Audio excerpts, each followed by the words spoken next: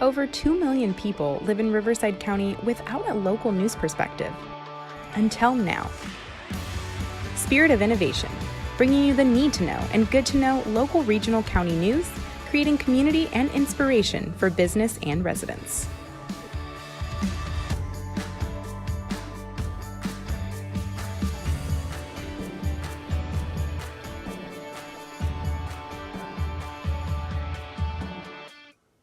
Hello, welcome to our Thanksgiving November episode of Spirit of Innovation, a local magazine-style news and information program brought to you by nonprofit JDS Creative Academy. I'm Mia Dignan. In today's episode, we talk to California State Senator Ben Wesso about the impact of a new law that helps Native Americans reclaim ancestral lands. We meet an incredible young lady whose unique outlook on life is sure to inspire you. We launch a new Did You Know segment where Temecula Council member Matt Ron discusses a state law impacting our area. And we bring you Thanksgiving holiday events, plus good-to-know happenings in our community. Now for your need-to-know news and information. New COVID-19 cases across the nation are trending upwards, while, fortunately, deaths related to COVID have declined. This means everyone must still remain vigilant over the holidays and get a vaccine booster if you're eligible. Riverside County-run vaccine clinics continue to administer vaccines and boosters. The state of California says that anyone 18 and older who wants a booster can get one. And earlier this month, the clinics began offering Pfizer vaccinations to children between the ages of 5 and 11. As parents weigh the benefits of vaccinating their children, it's important to know that millions of people have received the vaccine with only mild side effects. The CDC states that these vaccines have undergone and will continue to undergo the most intensive safety monitoring in U.S. history. Speaking of vaccines, fall marks the start of flu season, and the CDC recommends an annual flu vaccine for everyone 6 months of age and older. Contracting both flu and COVID is particularly dangerous, so it's important to maintain preventative measures to keep all viruses at bay. So remember, frequently wash your hands with soap and warm water. Stay home and avoid others when you're sick. Keep your hands away from your face and cover coughs and sneezes. Now it's time for our new segment, Did You Know?, where we share information that brings your attention to important issues impacting our region. So, did you know? California has a law that limits public and city input on certain types of affordable housing construction. That's what's happening with the Rancho Highland project, located next to the duck pond in Temecula. I talked with Temecula City Council member Matt Ron to learn more about the project. The Rancho Highlands project was recently approved, and we call that a ministerial approval, which means it never actually comes to the Planning Commission or to the City Council. It's just handled within the planning department itself, which ultimately means that the public does have little to no say. And unfortunately, it also means that the city has little or no to say about the project as well. California Housing Crisis Act limits cities from turning down housing projects as long as 20% of the units are designated as affordable housing. They basically take away all review and all environmental review, in particular CEQA, from the process, which is typically a costly procedure. Now, on paper, that might make sense, but the city is left holding the bag, and it's not able to ensure that projects have limited impact on our community. And we're talking about traffic impacts, all sorts of things that you would normally do in an environmental review. And that also the design and everything else fits within the character of the community. When this project first came forward, it physically separated the affordable housing units from the market rate units. There was a fence that blocked the affordable housing units from the market rate units. And the amenities were not to be shared. So the pool and the clubhouse in the market rate units were not part of the affordable amenities. Well, you created a segregated community. And we said, absolutely not. In addition, new provisions in state law give power to the state attorney general to launch investigations into cities and counties that do not build enough housing for residents. And sadly, this, in my view, is the final manifestation of what has been a very aggressive posture and an erosion of local control of cities and counties. They're going a step further to officially confirm that the city is the bad guy in this process, right? And that we are presumed guilty and lacking in our efforts to build enough housing. And that is absolutely not the truth, at least not for the city of Temecula. State affordable housing laws are making an impact all over Riverside County. Spirit of Innovation will continue to report on this issue in future episodes. As Thanksgiving approaches and we prepare for a weekend of food and family, let's not forget those who lived on this land before us. November is Native American History Month, and although the United States and Native Americans share a troubled history, a new California law works to make amends regarding their ancestral lands.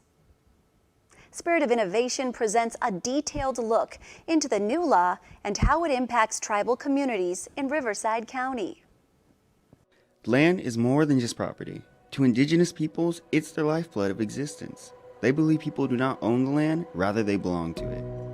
In 1850, California Native Americans were displaced when they were removed from their traditional lands and relocated to reservations.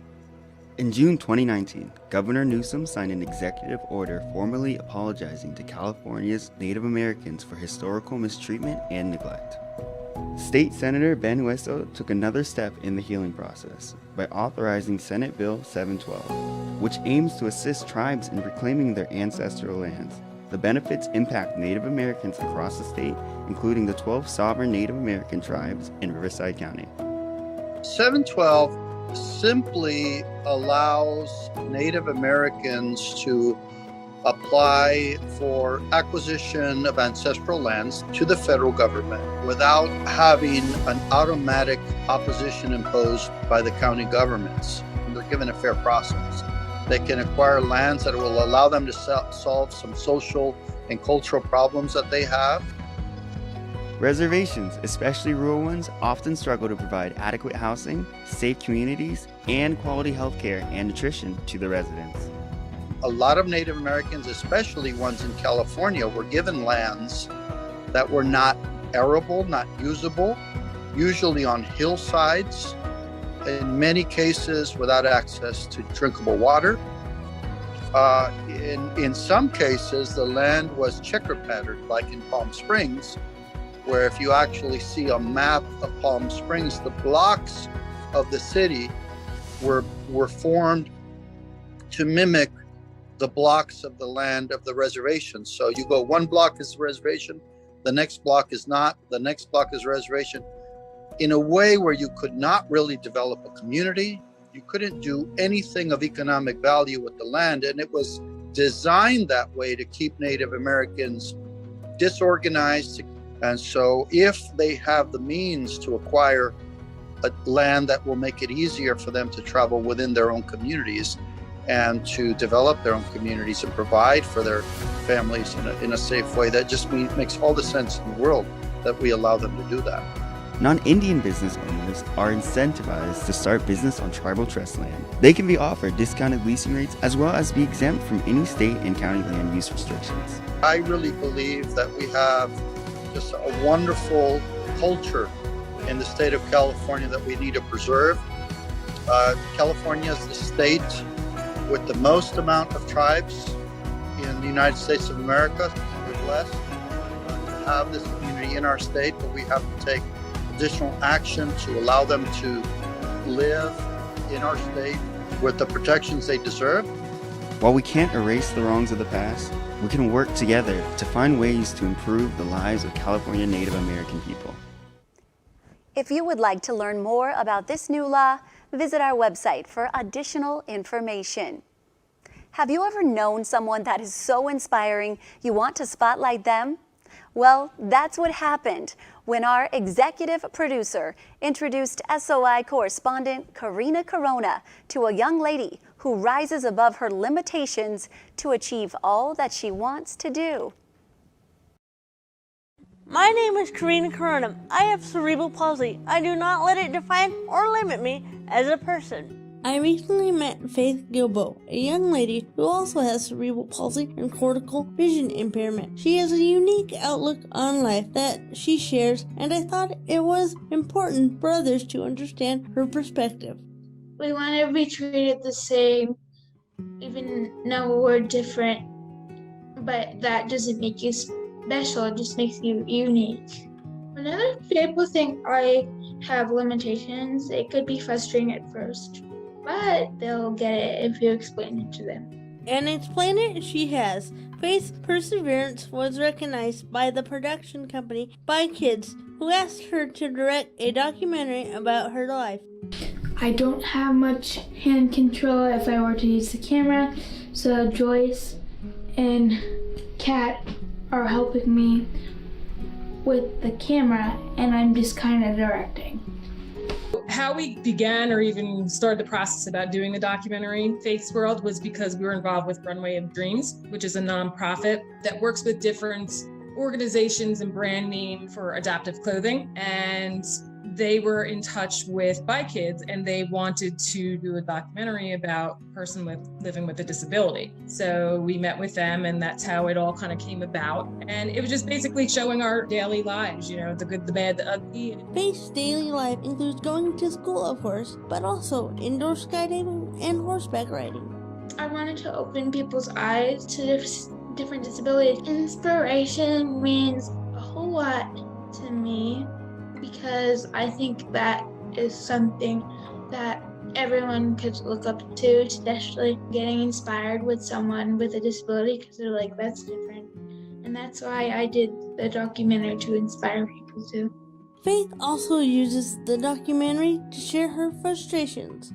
Because sometimes people are actually like, don't understand me and don't see my point and where I'm coming from. They're like, why is she in a walker? That's weird. I found the documentary very interesting because, you know, me myself, I live with CP, and I think people tend to rush to judgment, and then they don't get to know you. So then they think, oh, I get told all the time, oh, I'm so lucky because I just get to wheel around in a wheelchair. No, you don't understand all the hard things I have to go through. So it just irritates me when people just rush to that judgment. Yeah, one of my roommates said that I was the only one in a wheelchair, and she's like, you're so lucky you get to wheel around in a wheelchair. And I'm like, no, because I have to do a lot of different things and it could be hard. But I guess she didn't know the aspect of it, because I was the only one in a wheelchair, and believe me, she wouldn't be jealous. Faith has more projects in the works, including a new podcast with her parents. We're not set up yet, but I'm gonna do kind of like you, where you interview kids, and then my mom's gonna interview the adults, and then my dad is gonna interview the dads. In the future, I see like doing a reality show. My mom says I should write a book, but I might not do that until I'm older and have kids, because I feel like that would be something fun to do with your kids. Faith may be young, but isn't she inspiring? She shows us that those with disabilities can do anything we put our minds to, and we want to be treated just like everyone else. Thank you, Karina. You're pretty inspiring yourself. If you would like to see the documentary Faith's World in its entirety, we have the link on our website. We're heading full throttle into the busy holiday season, and there is a lot going on that's good to know. Here to help kick it off and share some current happenings and upcoming special news is SOI crew member Brian Wong and Spirit of Innovation reporter J.K. Weldon. Thanks, Mia. It's almost time for Thanksgiving, the time for being thankful for the people you love. You're absolutely right, Brian. The season of thanks is upon us. And with many people being unable to spend time with family last year, I'm sure there will be a lot of thanks being given this year. So tell me, JK, what does Thanksgiving means to you? Well, to me, Thanksgiving is just that, an opportunity to give thanks. I come from a small town, so this time of year was always about being grateful for the things we did have instead of complaining about the things we didn't. That's totally true. And did you know that one way to show your gratitude is through giving to charity? Have you heard about Giving Tuesday? Yes, I have. It's coming up next week on November 30th. It's a giving campaign that was created in 2012 and takes place globally every year on the Tuesday after Thanksgiving. It's a day that encourages people to think about others and a great reminder to donate to your favorite charity. Nonprofit JDS Creative Academy is one of my favorite places to go. I'm thinking that people can donate to JDSCA on Giving Tuesday if they want to. Well, I'm glad you like coming here, Brian. And that's a really good idea because we have a goal to raise $1,500 to buy 100 brand new chairs. And you must be as excited as I am because I hear that there will be a new broadcast program featuring our participants. Yes, it's called SOI Talk. It's a podcast where we interview experts on some new topics that we look forward to sharing with our community of listeners. And hopefully, even find a few more. It'll be ready next year. I can't wait for that. And I think it'll be really fun to produce and listen to. Well, Brian, I would like to wish you a very happy Thanksgiving. And a happy Thanksgiving to you and your family too, JK. But don't eat too much turkey, unless you want to get sleepy. I'll keep that in mind. Back to you, Mia. Thanks, Brian and JK. I'm thankful too for my family, health, and getting to be the host of Spirit of Innovation and good friends like all of you. Continuing with more good to know, what began as a simple red box of donated food during the pandemic has now grown into the fully functional nonprofit Good Samaritan Community Pantry. What really inspired me to start this was on Friday the 13th, March 13th, when COVID really hit. I was in a grocery store, and what I saw in the store were little ladies being knocked over, people grabbing things off of the shelves, and fear, panic. For me, fear goes to action and didn't go to what can I get for me, but what about the ones that can't leave the house, can't get out, the veterans, the cancer patients, the people that are vulnerable. So that's where it started, just a passion and some fear and anxiety I saw in the community, and took action that day. I had a little red box on my front porch, and I left it out there and I started posting on social media, and it started filling up. And a week went by and it was overflowing. Every time I opened my door, there was fresh food people really wanted to give. So the little red bin was only good for about 2 weeks. It's the community fueling it. That's the neighbors fueling it. And the Temecula is fueling it. It's just like this little world right here. They say build it and they'll come. And Temecula and Marietta and everyone, the businesses came. Months into it, I said, we got to make this into a business. All of a sudden, you know, out of your little garage, you're feeding 400 people. It's in one fridge. And we had one refrigerator, right? I think you have to have the passion to do anything in life, especially something like this. Having passion, that drives you, and that's what started this whole organization. When we got food, I cried. I still do. When somebody takes the time to bring food to a stranger and they don't even know where the food's going, it gets me somewhere going, humanity is still here. The people who are really donating and really have the passion are the ones that we've helped. Some people, because they got groceries during their crucial time, they're the ones now that are donating. So they want to give back. Well, I have no doubt in my mind that Good Samaritan is going to be a household name. And that's good because it's neighbors feeding neighbors and community feeding neighbors.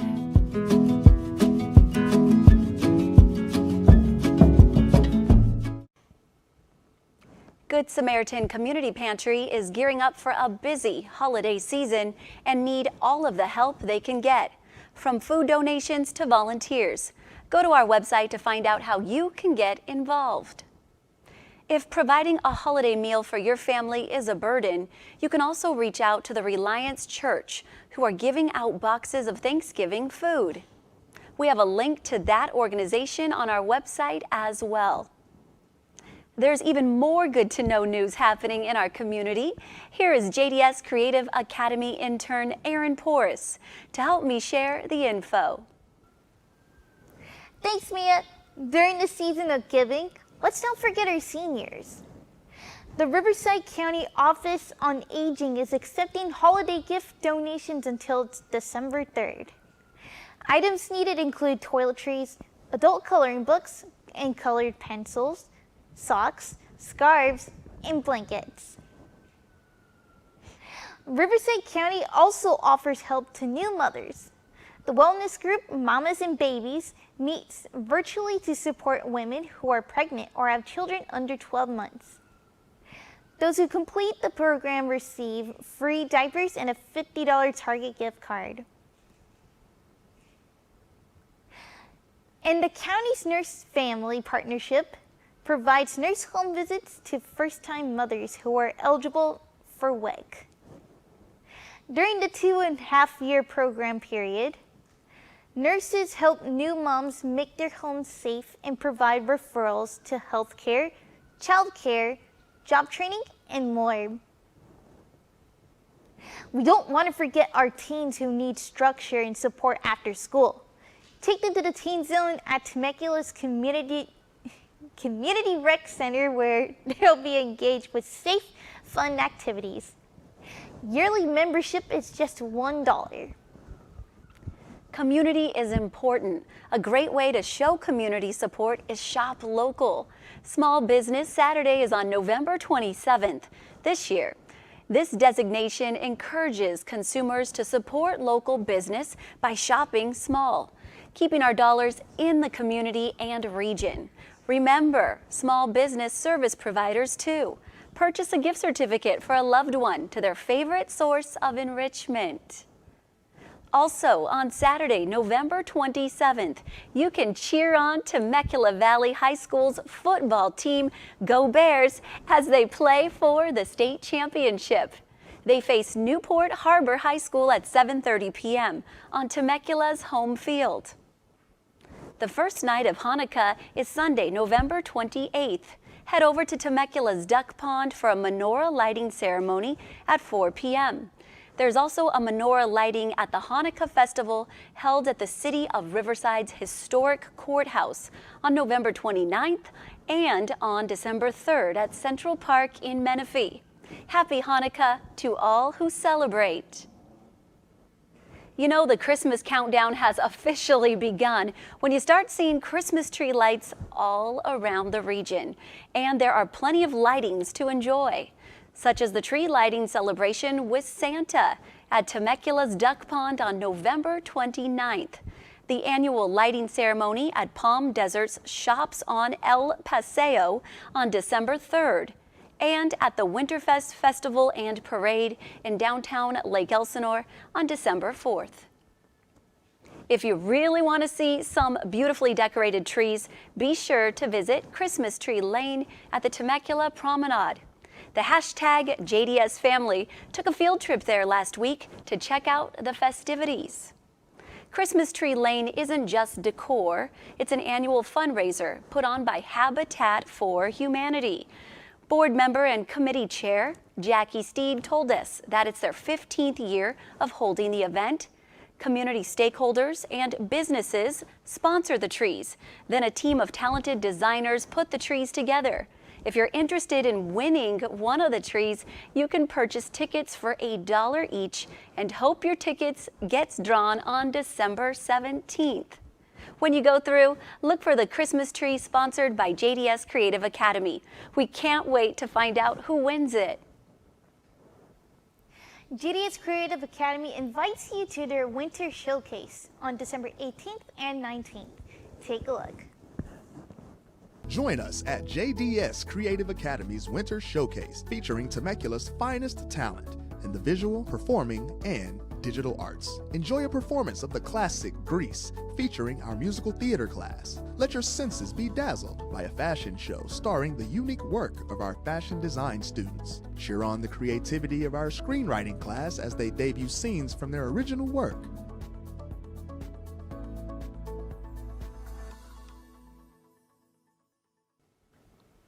That looks like a lot of fun. Or maybe you're into the digital arts? The 6th annual 3-day festival conference and competition dates are locked in for April 2022. Digifest Temecula is currently accepting entries for the digital media competition. Check this out to find out more. Submissions for Digifest are now open. Early deadline is January 28th, 2022, and our late deadline is March 25th. turn in something you created, or go out and create something new. Visit www.digifesttemecula.org for more info.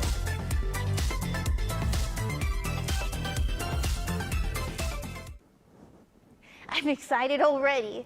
To find out more about all the good to know happenings we've mentioned in our show, check out the Spirit of Innovation website.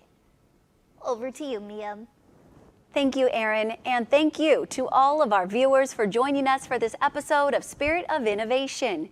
You can find Spirit of Innovation on Rivco TV, local Murrieta and Temecula stations, and YouTube.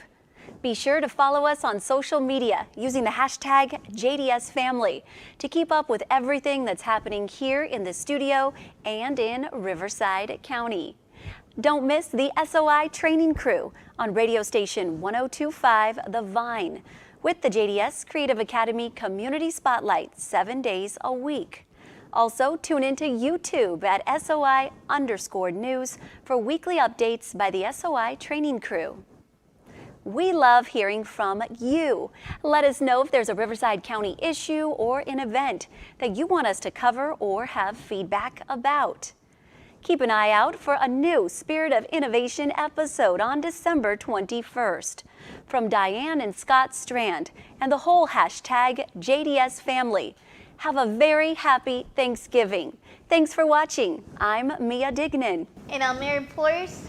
SOI out.